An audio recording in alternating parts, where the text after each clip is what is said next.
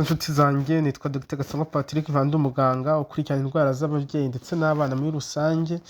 Uyu munsi rero tugiye kuvuga ku kibazo gito cyane ariko gishobora gutuma umwana wawe apfa. Kuki umukondo w'uruhinja utagomba kujyamo amazi? Wowe rero urimo kureba iyi video, niba uri umubyeyi, niba utwite cyangwa se uzabyara ejo cyangwa se ejobundi, ugomba kumenya ibi neza. Reka tube tumenye se ubundi umukondo ni iki, ni akahe kamaro kawo, kuko ibi byose biratureba. Umukondo cyangwa se umbilical cord ni umugozi uhuza umwana n'umubyeyi igihe cyose umwana ari mu nda. Uyu mukondo niwo utuma umwana ahabwa ibiribwa ndetse n'umwuka bivuye kuri mama we bikamugeraho, cyangwa se izindi ntungamubiri zose akenera. Iyo umwana rero avutse barawuca maze hagasigara agace gato kitwa umbilical stump. Aka gace rero kagomba kuma ndetse kakanagwa mu minsi 5 kugeza kuri 15 nyuma yo kuvuka. Ariko ababyeyi benshi bakora amakosa menshi ashobora gutuma abana bajya mu kaga kubera kano gakondo nyine kaba kasigaye. Subscribe rero kuri YouTube channel Dr Gasangwa Patrick nimba utarabikora, kugira ngo ukomeze ujye ubona zino video, sangiza n'abandi ababyeyi izi video, nkibutsa ko izi nama zazigamije kwigisha zidasimbura ubuvuzi. Dore rero ikosa rikomeye ababyeyi bakora ku mukondo w'umwana, nta rindi ni ugukarabya umukondo w'umwana aho amazi, gushyiraho amazi. Ababyeyi benshi bibwira ko gukarabya umukondo w'umwana buri munsi n'amazi bizofasha gukira, ariko siko bimeze. Amazi ni umwanzi wa kariya gakondo k'umwana igihe kataruma. Iyo amazi agiyemo umukondo ntago wuma neza cyangwa ntago wuma vuba. Ikindi dukoko amamikorobe twinjira mu gisebe gitoya kiba gihari, bishobora gutera infection y'umukondo bita omphalitis, ari no infection mbi ibaho y'umukondo ishobora kwica umwana. Omphalitis ishobora gutuma umwana agira infection mu maraso twita sepsis, agira ubushyuhe cyangwa se umuriro, atabasha kurya, ahumeka nabi, kandi byose bishobora kumuhitana mu masaha make, bivuga ngo byateza urupfu. Niyo mpamvu uriya mukondo tuba tugomba kwitwararika kugira ngo turinde ko ugira ino infection ya omphalitis, kuko ni infection mbi cyane. Ibimenyetso rero mubyeyi uba ukwiye kwitaho ku mukondo w'umwana wawe, ukwiye kumenya ko umukondo w'umwana wawe uri gufatwa na infection, niba haba umutuku cyane redness, harimo gutukura cyane byiyongera, harimo umukondo urimo kuvamo amazi cyangwa se ibintu bitukura bifite impumuro mbi, umwana arimo kurira cyane iyo ukoze ku mukondo we, umwana afite umuriro cyangwa se ntarimo kubasha konka neza. Niba ubonye rero bino bimenyetso ukwiye kujya kwa muganga ako kanya. Twabikuye kuri WHO, American Academy of Pediatrics, muri 2022. Uko rero ukwiye koza umwana neza utarangiza cyangwa se utakomerekeje cyangwa udashyize amazi ku mukondo. Dore uko uzabikora: uza umwana n'amazi make, birumvikana ashyushye, wirinde ko amazi ajya ku mukondo. Nyuma yo kumusukura, fata agatambaro gato kumutse uhanagurishe neza ku mukondo w'umwana.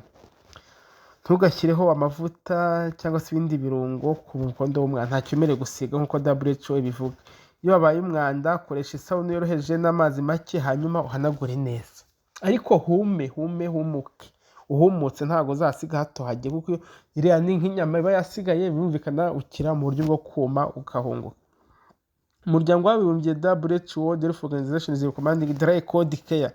Bavuga ngo gukomeza isuku kandi ugatuma umukondo usigara wumye nta kintu gishyizweho. Nibyo umuryango w'abibumbye utubwira. Ibikomeye rero ukwiye kwirinda, n'icyo bikomeye ukwiye kwirinda ku mukondo w'umwana wawe: ntugashyireho umunyu, hari n'abashyiraho inkari z'inka, bwo n'ibya bita nk'amaganga, cyangwa se ibintu bya kera, ibyatsi runaka n'ibindi, ikinetenete n'ibindi byatsi runaka. Ntukawupfunyike cyane mu myenda, ntukawukoreho kenshi n'intoki zidasukuye cyangwa utakarabye.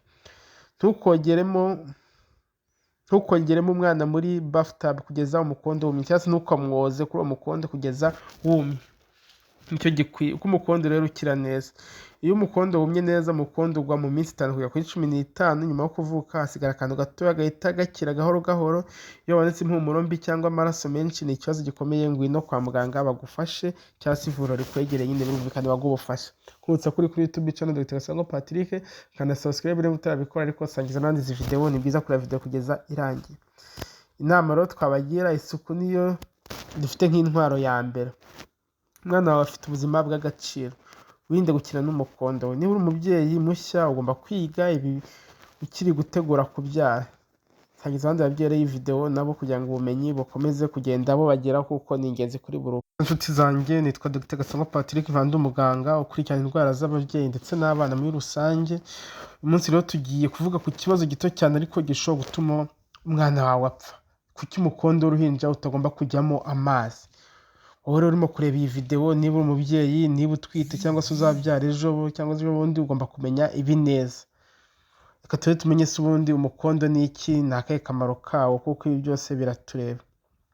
Umukondo cyangwa se umbilical cord ni umugozi uhuza umwana n'umubyeyi igihe cyose umwana ari mu nda.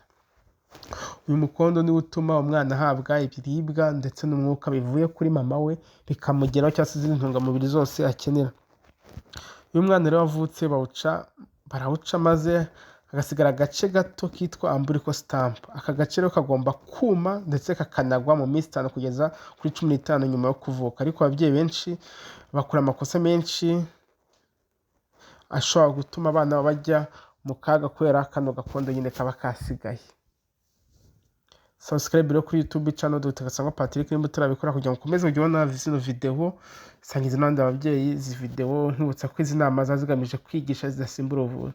Dore rero ikosa rikomeye ababyeyi bakora ku mukondo w'umwana, nta rindi ni ugukarabya umukondo w'umwana aho amazi, gushyiraho amazi. Ababyeyi benshi bibwira ko gukarabya umukondo w'umwana buri munsi n'amazi bizafasha gukira, ariko siko bimeze. Amazi ni umwanzi wa kariya gakondo k'umwana igihe kataruma.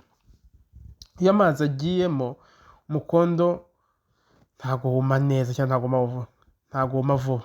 Ikindi, udukoko amamikorobe twinjira mu gisebe gitoya